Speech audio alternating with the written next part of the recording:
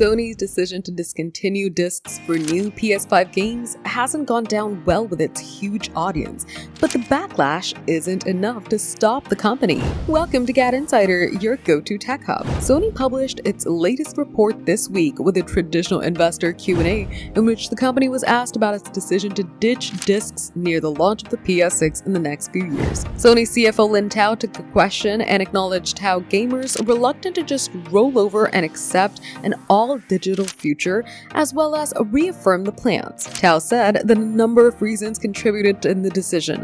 One of them, the digitalization of content overall, making clear that she wasn't just referring to games. She said that Sony received various strong opinions from consumers and acknowledged that games, especially in their physical form, are often connected to people's fond memories, and confirmed that the company would cautiously move this forward regardless. Tao's final comments could be a hint at some sort of physical preservation compromise in the future. As she said, and so we understand those emotions, we want to consider that.